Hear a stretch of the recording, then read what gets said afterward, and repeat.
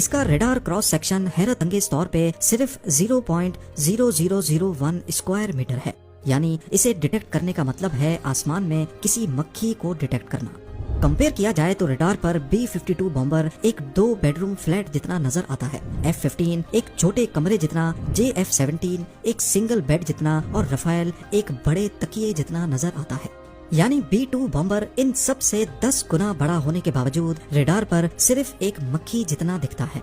Aviation security की दुनिया में इस टेक्नोलॉजी को स्टेल्थ कहा जाता है और इसकी बुनियाद B-2 बॉम्बर से ही रखी गई। B-2 स्पिरिट बॉम्बर में सिर्फ दुश्मन के रडार से बचने की काबिलियत ही नहीं, बल्कि इसका लो हीट सिग्नेचर इंफ्रारेड और हीट सीकिंग मिसाइल्स को भी चकमा दे सकता है। नॉर्मली एयर डिफेंस सिस्टम्स में इंफ्रारेड सर्वेलेंस सिस्टम्स भी होते हैं। ये सिस्टम जेट के पीछे से निकलने वाली हीट को डिटेक्ट करके कंफर्म करते हैं और फिर मिसाइल सिस्टम उसी हीट सिग्नेचर पर लॉक किया जाता है। लेकिन B-2 बॉम्बर के इंजन इसकी बॉडी के अंदर छुपाए गए हैं। जेट इंजन में कंबस्शन होने के बाद गर्माइश डायरेक्टली बाहर नहीं निकलती, बल्कि पहले उसे बाहर की ठंडी हवा के साथ मिक्स किया जाता है, जिसकी वजह से B-2 बॉम्बर अपने पीछे कोई हीट सिग्नेचर नहीं छोड़ता। और यही चीज B-2 को दुनिया का सबसे कम हीट सिग्नेचर छोड़ने वाला एयरक्राफ्ट बनाती है। ये ऐसा ही है कि अगर एक F-16 jet infrared surveillance system में 100 किलोमीटर दूर से डिटेक्ट हो जाता है, तो वहीं B-2 बॉम्बर जब तक 10 किलोमीटर की रेंज में नहीं आएगा डिटेक्ट नहीं हो पाएगा। पर ये इतना नीचे उड़ता ही नहीं जो कभी इंफ्रारेड रडार पर भी डिटेक्ट हो सके। B-2 बॉम्बर हैरत अंगेज तौर पे 15,000 मीटर या फिर 50,000 फीट पे उड़ने की काबिलियत रखता है। इतनी ऊंचाई पर उड़ने की वजह से ये न सिर्फ इंफ्रारेड रडार से बच सकता है, बल्कि ऊपर एटमॉस्फेयर पतला होने के बायस जहाज पर ड्रैग कम पड़ता है और फ्यूल एफिशिएंसी बेहतर हो जाती है, जिसकी वजह से ये और ज्यादा डिस्टेंस ट्रेवल कर सकता है। अपने फुल टैंक में B-2 बॉम्बर 11,000 किलोमीटर का डिस्टेंस बड़ी आसानी से तय कर सकता है। अब यहाँ आपको लग रहा होगा कि इसका रडार और इंफ्रारेड सर्वेलेंस सिस्टम पे नजर न आना शायद यही इसकी खास बात है, लेकिन नहीं। B-2 बॉम्बर को असल स्टेल्थ बॉम्बर बनाता है इसका ECM यानी इलेक्ट्रॉनिक काउंटर मेजर्स।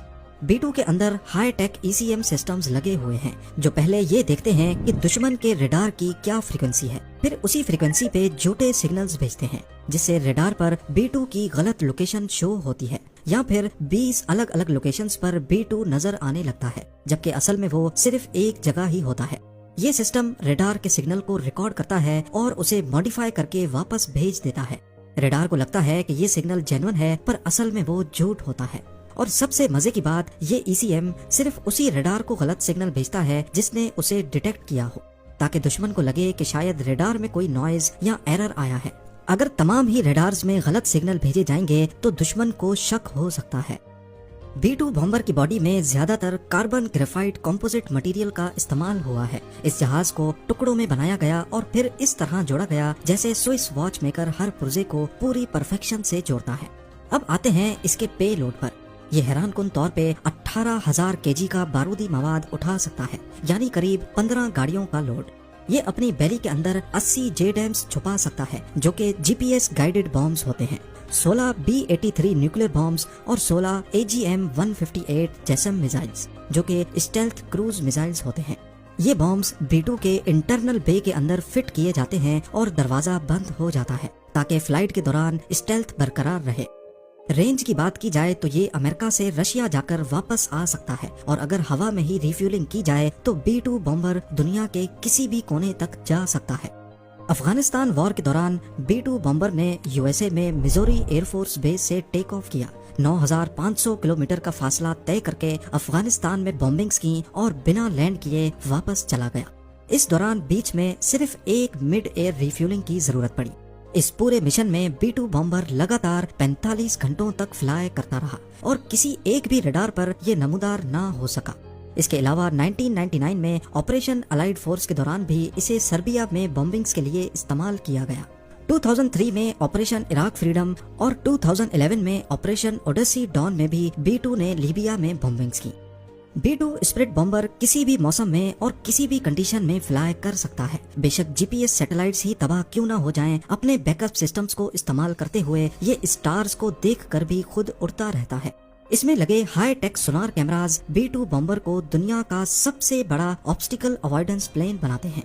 ये अपने आप टेरेन को आइडेंटिफाई करके उसके हिसाब से फ्लाई करता रहता है। अब क्योंकि ये एक बहुत बड़ा विंग है और इसमें कोई टेल, रडर या एलिवेटर नहीं होते, तो इसकी स्टेबिलिटी इतनी परफेक्ट नहीं है कि पायलट इसे बिना कंप्यूटर की मदद के उड़ा सके। इसमें लगा है दुनिया का सबसे कॉम्प्लेक्स कंप्यूटर सिस्टम, जो हर वक्त इसकी रोल और पिच मूवमेंट को एडजस्ट कर रहा होता है। पायलट सिर्फ कंप्यूटर को कमांड देता है कि टर्न करना है, उसके बाद कंप्यूटर खुद ही जहाज को पायलट की जरूरत के मुताबिक टर्न करता है। अब जाहिर है इतना एडवांस्ड और दुनिया का सबसे सिक्योर्ड प्लेन काफी महंगा भी होगा। आज तक सिर्फ 21 B-2 बॉम्बर्स ही तैयार किए गए हैं और सिर्फ एक जहाज 2 अरब डॉलर्स की लागत से तैयार किया गया है, यानी काफी कंट्रीज की GDPs B-2 बॉम्बर की कीमत से कम है। ये सारे जहाज सिर्फ अमेरिका के पास हैं और अभी तक अमेरिका का ये टेक्नोलॉजी बेचने का कोई इरादा नहीं है। इसके अलावा फ्यूल की भूख ऐसी कि सिर्फ 1 घंटे में ये $1.5 लाख का फ्यूल पी जाता है। वहीं एक नॉर्मल कमर्शियल जेट 1 घंटे में $10,000 का फ्यूल पीता है। B-2 बॉम्बर की मेंटेनेंस भी किसी आम जहाज से बहुत अलग है। हर फ्लाइट के बाद पूरे जहाज को सॉफ्ट वॉश किया जाता है और इस पर दोबारा से सीक्रेट स्टेल्थ कोटिंग की जाती है। पूरी बॉडी के हर कोने का चेकअप होता है कि कहीं कोई छोटा सा भी सुराख या डेंट तो नहीं है, क्योंकि अगर इसकी बॉडी में एक मच्छर जितना भी डेंट पड़ गया तो ये अपनी स्टेल्थ बरकरार रखने की काबिलियत खो सकता है। उम्मीद है कि ये वीडियो भी आप लोग भरपूर लाइक और शेयर करेंगे